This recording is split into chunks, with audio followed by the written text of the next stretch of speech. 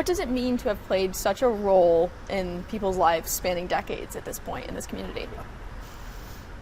I don't know if I've played the role. It's the organization, the team. And, when we came here in '94, we came to what was termed a hockey graveyard. But we never believed in the term. We never accepted it. And we felt that this community was worthy and could support a professional hockey team. And 31 seasons later, they've proven it. So, I look at fans in the stands and families where I've watched their kids grow up, from 2 and 3 years old to now bringing their own children to the games. And it's really a wonderful feeling. Mm-hmm. How was it this year to kind of see the Syracuse community really rally around this team, specifically in the playoffs? Obviously not the result we were hoping for last night, but. Well, I know it's cliche when you say we've got the best fans in the world, but, our fans are just one of a kind. And it's hard when the season ends because you see them leaving and there's an emptiness of what are we going to do the next 5 months. And they're very thankful, they're very appreciative, but we've been real fortunate. The fan base has been fantastic from day one, and the corporate fans and the political world has been supportive because people here, they get it. They get that, we're a fabric of the community. It's important to have this kind of entertainment in the market, and it's affordable. So it hits a lot of the right points, and it's worked for 31 years and hopefully for another 100 years. From my personal perspective, can you just explain a little bit of the key differences between a privately owned AHL team versus one owned by its affiliated NHL team? Okay.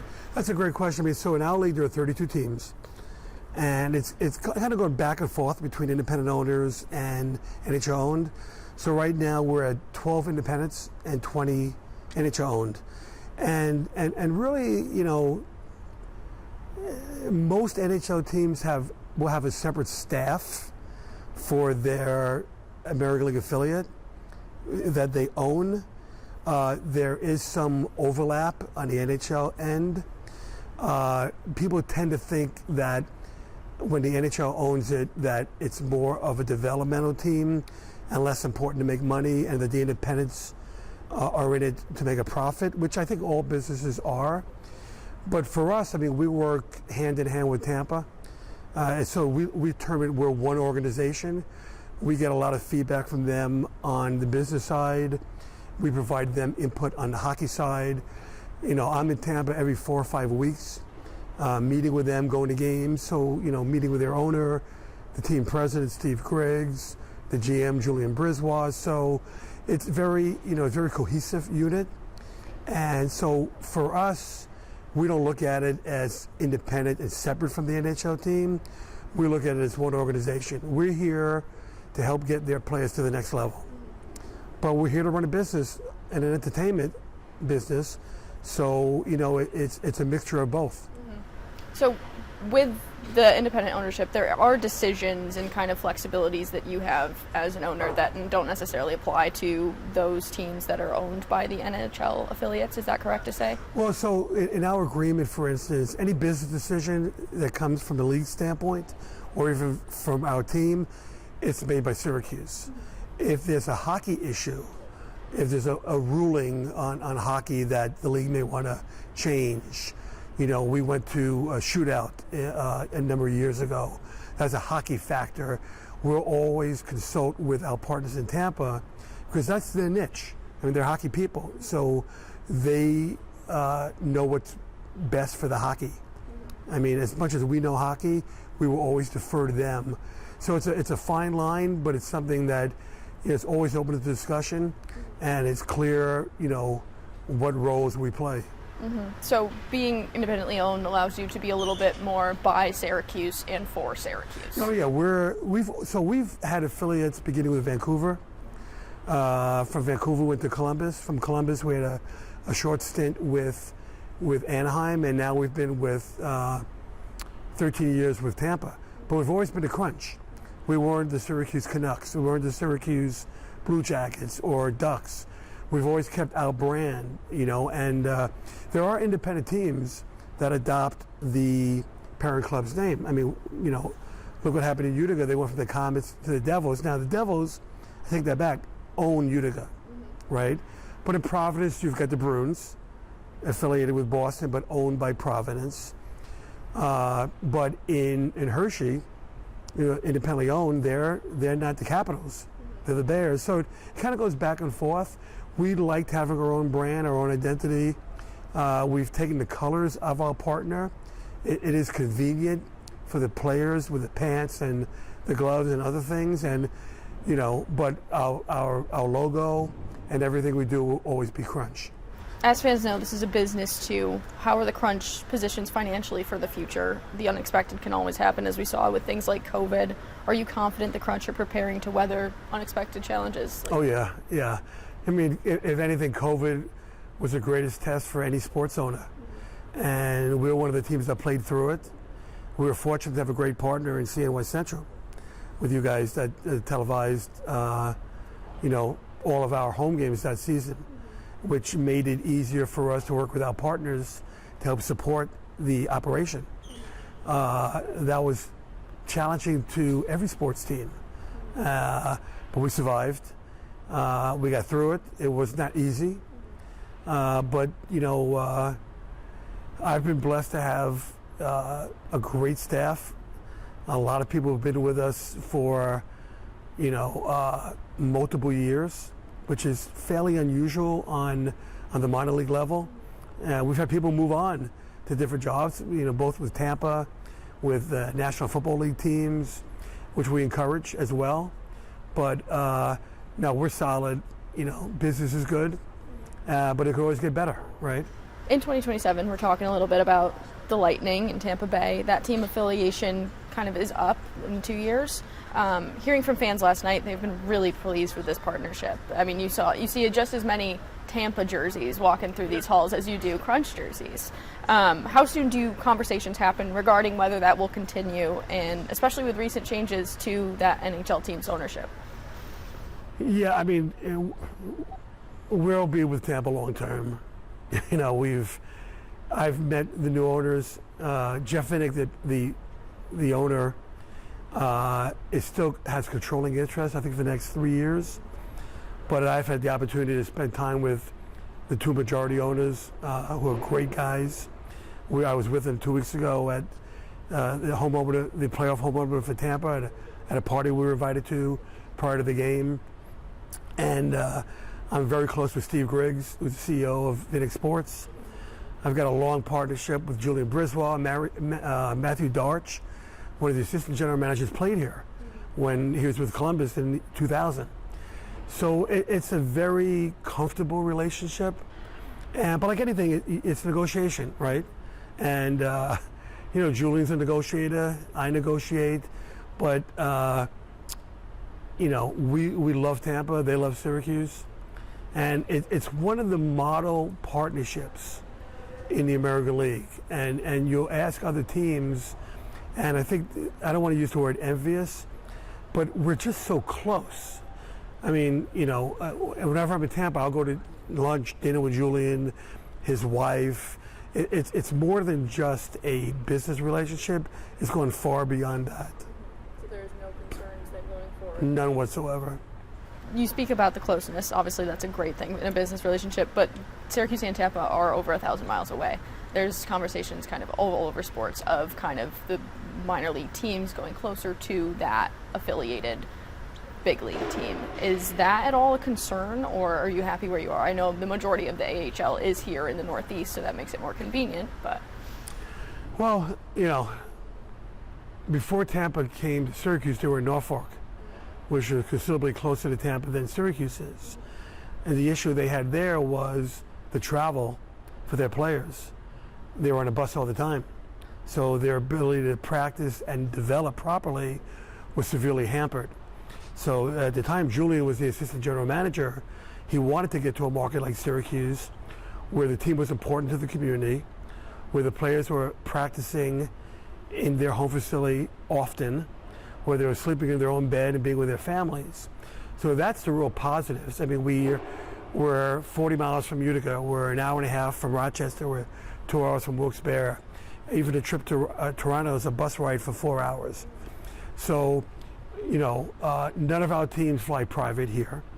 So it's you lose days and weeks of practice if you're playing in an outpost. Like even the teams that moved out west, if you look at San Diego and Ontario and Bakersfield, Tucson, those are long trips. The practice times are compromised. So, Springfield is with St. Louis, which is probably as far as, if not further than Syracuse and Tampa. We've got direct flights on Allegiant from Syracuse to Tampa, so it's never been an issue. And I think also half the time a player is moved back and forth, that team's on the road. So if Tampa's in New York or New Jersey or Boston or Philly or Pittsburgh, it's certainly a very easy commute from Syracuse. So that has never been an issue, getting players back and forth. And, it's easy for our scouts to come up here, watch our team play, and then go to games in the region. And that's a real positive. When they were in Norfolk, there was nothing around. So that wasn't cost-effective or convenient for a scouting opportunity. $2.6 million in renovations planning to come this fall, kind of from the county, for this arena. This comes after multiple investments that have come from the county over the past few years. Can you explain a little bit about that, what that money will be going towards and what the organization is most excited about with that? Well, my understanding, and Jim Sorosi, our CEO, is overseeing it, I think the majority of it is a necessity of seats that have to be replaced, and then replacing the sound system, which is also a must. So, listen, the county, going back to the Jody Mahoney days, and, through the ledge when Ryan McMahon ran the ledge to now he is county executive, have always done the right thing for this building. We had the significant renovation about 5 years ago with the suites, with the new scoreboard, with the ribbon lighting. We've had renovations downstairs. When you look at our training facility downstairs, our new video room, it's NHL quality. So, that support has been here for a long time. Have there been any discussions with local leaders about the future of this arena or the potential of a new one being built in the future, just considering the age of this space? So personally, I don't like to share some private discussions.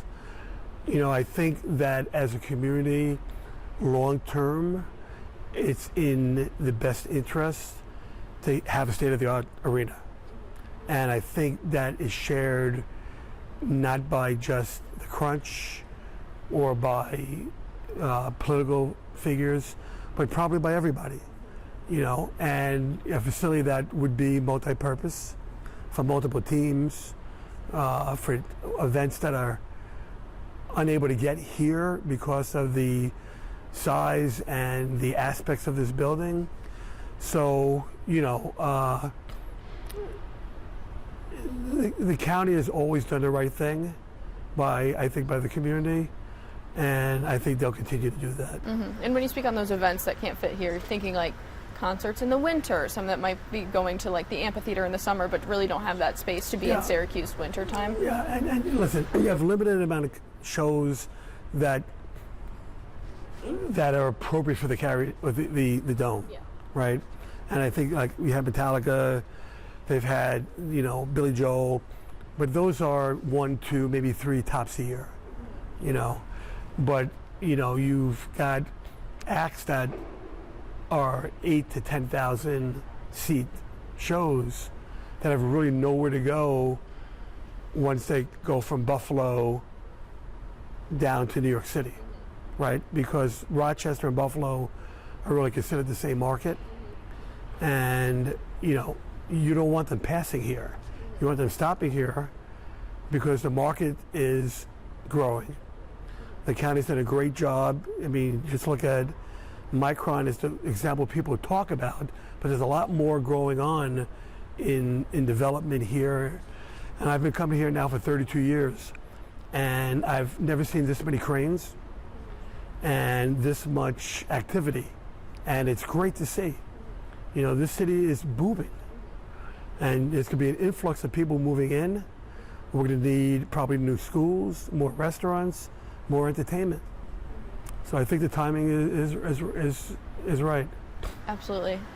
You don't have to answer this. You can answer this with a yes or no, whatever makes you most comfortable. But speaking long term, would you ever foresee a new home for hockey in Syracuse, arena-wise? Would I like to see one? I don't think anybody would say no. You know, I mean, like, we love the building. We love what it stands for. We certainly appreciate what the Ledge or the county executives have done, but I don't think there's a person in the community that wouldn't want a state-of-the-art building. Something more like what we've seen in Utica and places like that. No, something that, you know, Utica's a renovated building, you know, and I think you're looking at down the road, hopefully, something like they're building in Savannah, Georgia, something that was completed in Coachella Valley. You know, buildings are going up all around the country now. And, you know, again, it's my opinion, this community at some point deserves to have that. You know? That is all the questions I have. Is there anything else you want to add about support from the community or something I didn't touch on that you want to add a little bit more?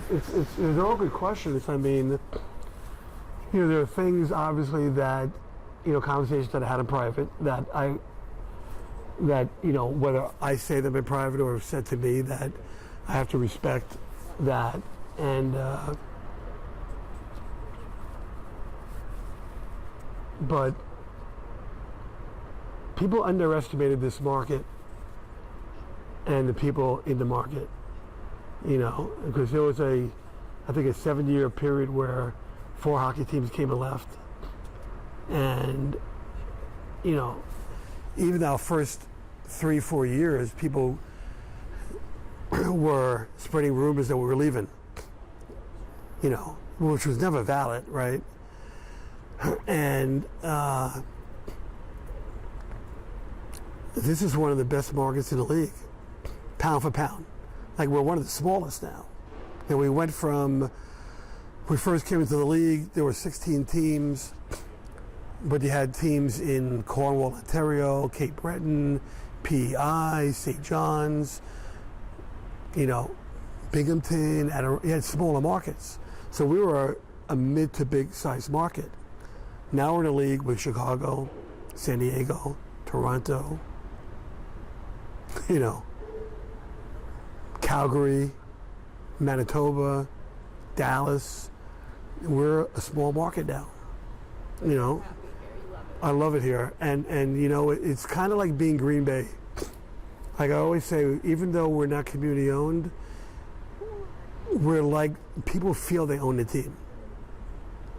You know, they feel close to the team. It's that level of investment. Yeah, it's that emotional investment it's hard to get when you're in a big city.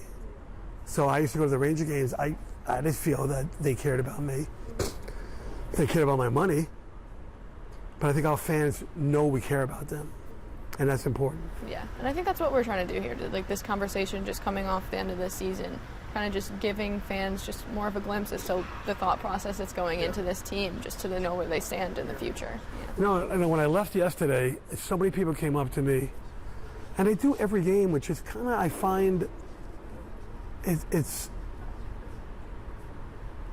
I get surprised still, but it's always a nice feeling when they'll come up and say, thank you for bringing hockey here and keeping it here 31 years later. And you don't get that anywhere else. Like, I got approached by a Rochester fan, not at this game, but the last time we played them during the season. And he knew who I was, and he said, you know, we never see our owner, but we always see you with your fans. You know, and, you know, we take for granted that we sit with the fans, you know, where that's where we like to watch the games. Like, we don't sit in the suites. Because I think it's important still to this day to find out how your fans are reacting to what you do and to be able to improve upon it and have the conversation with them while it's happening. And have them feel comfortable approaching you. And that's something we plan to do for many years to come. What's that? And that's something we plan to do for many years to come. Love it. Love it. Now, I don't remember their names, a lot of them, Yeah. but I know the faces. And one guy, he's been coming with his daughter, and he's like, hey, tough loss. Have a great summer. I'll be back next year. Another guy said, oh, you know what? I just bought a season ticket. You know, the fans, they're really sad when the season ends. You know, and they're like, wow. Like, what are we going to do the next 5 months? Like, it's sad for me. We love watching hockey. We love being around the players and the people. And, you know, there's an emptiness for sure. No question. Do you think there's something to be said about calling like the heart of Syracuse home here? Like, you're in downtown. Yeah. Like, with the Mets, they're kind of outside in the outskirts of Destiny, USA. Listen, that was a mistake they made before we got here. You know,